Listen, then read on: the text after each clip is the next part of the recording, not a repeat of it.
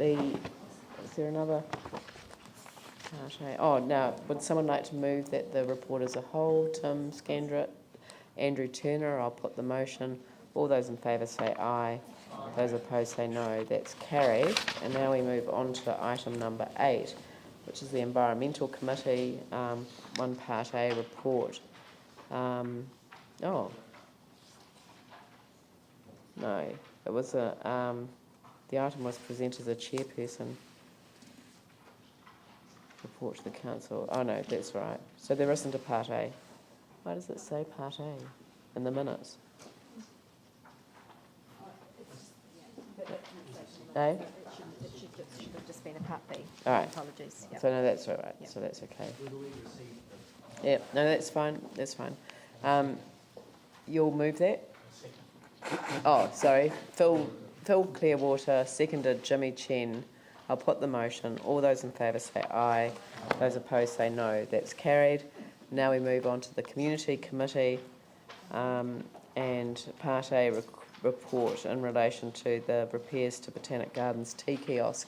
Who's answering questions on this one? You are? Darren. Thank you. Come and sit at the table. So, does someone want to move that motion before we have questions, or is you had an amendment? Or a slight additional amendment. I think Ellie's just giving it to the Council Secretary. Okay, so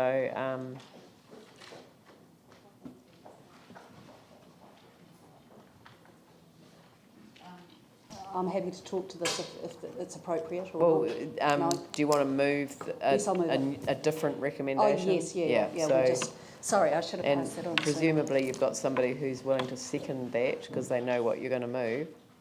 Yanni Yeah, will. and Yanni. So it's moved. Ellie Jones, this is very seconded Yanni draft and Johansson. Need some advice, I think, perhaps on.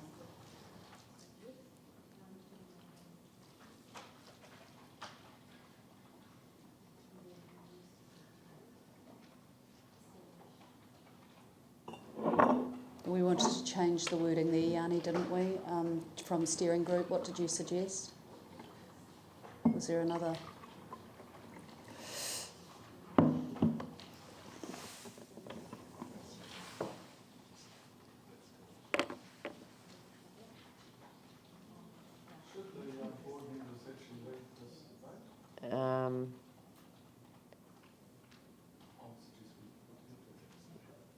Well, you shouldn't vote on it. I don't know that you have to leave.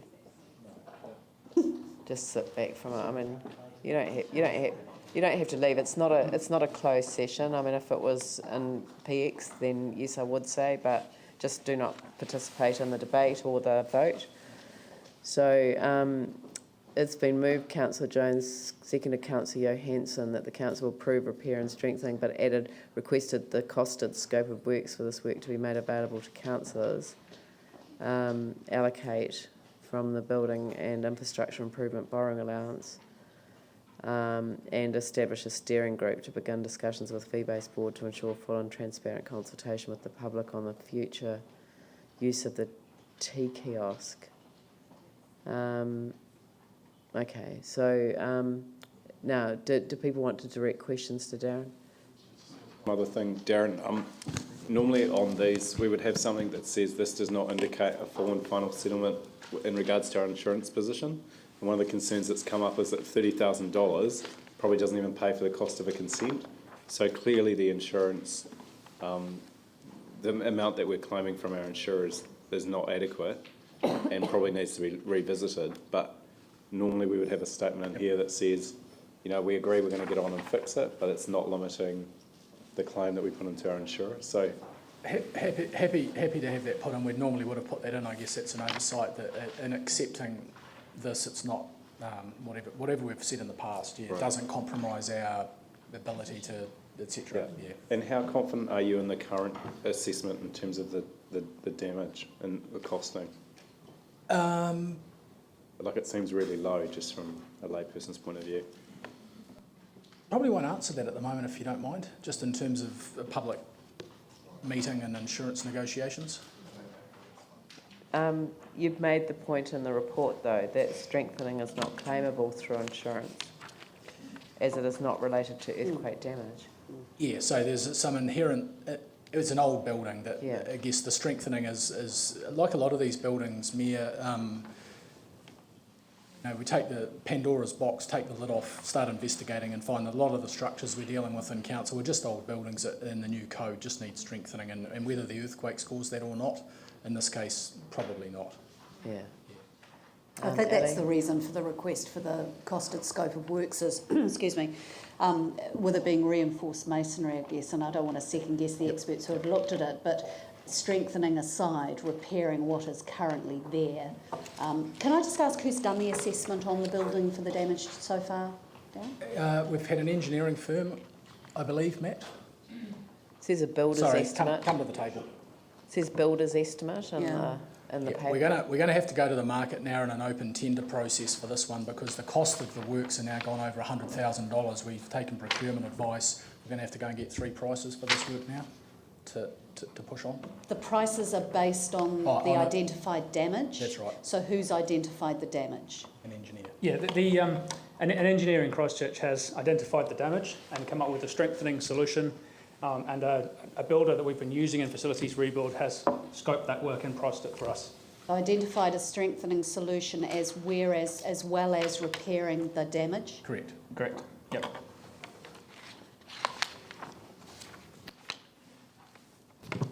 Could I just, I think the team here came to answer questions on the repair of the kiosk, but we've come up with a third resolution. But in fact, in 2.11, it talks about there's an obligation to negotiate with VBase, and in 4.1, a management services agreement is currently in place. So I just urge caution that you can actually, was it 6.3? Yeah. Discussions with VBase. Yeah, discussions and consultation with the public. I think you've got to be very careful with a resolution in that, and perhaps Mr. Mitchell, from a legal perspective, would reinforce the need to follow I think due that process. I think that the point that the council is trying to make is that until we know what the VBase board position is going to be, we can't really have full and transparent consultation with the public on future use. So it's a preliminary step to full and transparent consultation with the public on future use. It's not designed to be part of the consultation. It's whether they exercise the position that they have under their agreement. On the basis of what we said, establish a steering group to begin discussions and negotiations with VBase board around the future use of the tea kiosk, and then I think once we've done that, then we know what we need to go out and consult So we can with. take out, but the whole purpose of it is that we don't want to go out to the public and say, what would you like with the tea kiosk, and they come back and say, we'd like cups of tea in a tea kiosk. That would be gobsmacking, and then we don't have that option, so yeah. Great, okay. Yep. And I think that steering group, the membership can be sorted out with the mayor and the chief executive, or Yeah. But I think there's That's fine. few councillors that are keen to go on it. All right. Is there anything more? Just on clarification, so you are approving us to go ahead with the works. Once we've actually tendered it and we get a agreed price, providing it comes in with an estimate, we'll provide that to you as councillors. That'll obviously have to be confidential, but it'll be, and basically it'll come from the building infrastructure, and then we'll do the others. It's not, you don't want all those other steps done prior to the work starting. That's my reading of that. So we're going to start with the work? No, it's just that we're going to have to consult with the public on future use, and we might as well know what our limitations are before we do that. Okay, so you don't want any work to start? Yeah, no, we do. No, We good. want you to get on and fix the I thing. just wanted to make sure that we could go ahead with the physical work. Yeah. Good. Sorry, Yep. actually, Leanne, that is, we need to clarify that, because I think there's been a discussion whereby whereas we do want the work to commence because we want stuff to get underway, we don't want the work to commence. The point is that there may be people who can work in the kiosk or take on the kiosk who will contribute to some of the fit out and other work of it. So we're just wary of going ahead with the works before we've established that. This is just repair and strengthening. It's not fit out or...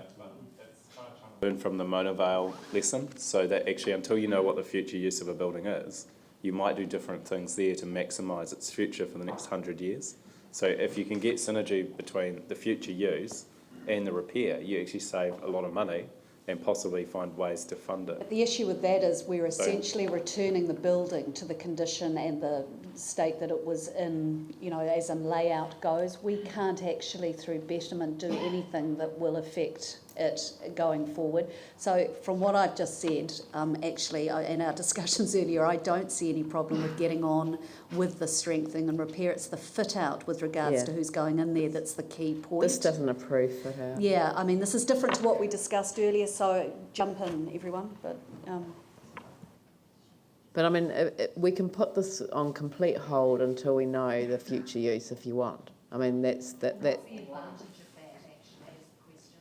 Isn't one of the solutions just to say extend 6.3, establish a steering and negotiation with the base board on the future use of the T kiosk and work with staff around the repairs and strengthening? But why? So that you can try and get the synergy if it's possible. What synergy do you need? You just need the things strengthened and repaired. Yeah, but depending on the future use of it, you might do things Can I ask slightly staff different. a question then around that? Yeah. If we decide it's going to be a florist and we decide we need an area that has got nothing to do with what we are planning to do at this stage in repair and strengthening, Correct. is that To right? make it crystal clear, we'll be putting it back for all intents and purposes, just like it was before it closed.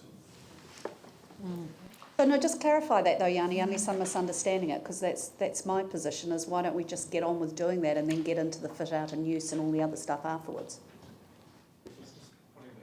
Just putting back something the way it was on September 4th, without knowing what the future use of it, seems a really not a very sensible approach.